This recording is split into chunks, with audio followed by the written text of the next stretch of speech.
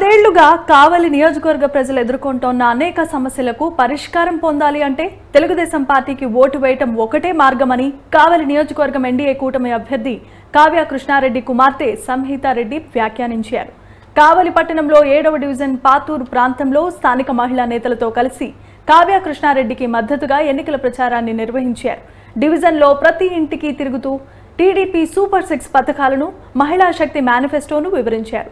శాసనసభ అభ్యర్థిగా తన తండ్రి కావ్య కృష్ణారెడ్డిని, లోక్సభ అభ్యర్థిగా వేమిరెడ్డి ప్రభాకర్ రెడ్డిని అఖండ మెజారిటీతో గెలిపించాలని ఆమె అభ్యర్థించారు. కావలి నియోజకవర్గంలో చిన్న చిన్న సమస్యలను పరిష్కరించడంలోనూ వైసీపీ ప్రభుత్వం వైఫల్యం చెందిందని ఆమె ధ్వజమెత్తారు.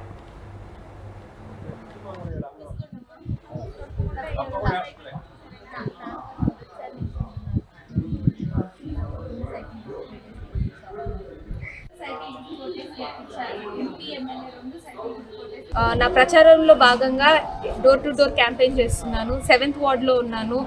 జనాల స్పందన చాలా బాగుంది. చాలా ఆనందంగా ఉన్నారు వచ్చినందుకు. వాళ్ళు చాలా చిరునవ్వుతోనూ మంచి మనసుతోనూ నన్ను స్వాగతిస్తున్నారు. చాలా ఆనందంగా ఉంది. అలానే బీపీఆర్ గారికి, ఎంపీ అభ్యర్థి అయిన బీపీఆర్ గారికి, ఎమ్మెల్యే అభ్యర్థి అయిన కావ్య కృష్ణారెడ్డి గారికి అత్యంత మెజారిటీతో గెలిపిస్తామని ప్రతి ఒక్కరు హామీ ఇస్తున్నారు. వినడానికి చాలా అంటే చాలా ఆనందంగా ఉంది. చాలా తృప్తిగా ఉంది. మేము పడుతున్న కష్టానికి ఒక ఫలితం వస్తుంది అని. అంతేకాకుండా 7th వార్డు ప్రజలకి అందరినీ కోరుకుంటున్నాను. ఎమ్మెల్యే అభ్యర్థి కావ్య కృష్ణారెడ్డి గారిని, ఎంపీ అభ్యర్థి వేమిరెడ్డి ప్రభాకర్ రెడ్డి గారిని అత్యంత మెజారిటీతో గెలిపిస్తారని కోరుకుంటున్నాను. చాలామంది ప్రజలు వాళ్ళ సమస్యలు చెప్పుకున్నారు. రోడ్లు లేవు, కరెంట్లు లేవు, డ్రైన్లు లేవు, కాలువలు కట్టించలేదమ్మా, ఇళ్లలోకి పావులు వస్తున్నాయి, భూముల్లో చెట్లు మొలిచిపోయి ఉన్నాయని వాళ్ళందరికీ ఒకటే హామీ ఇస్తున్నాము.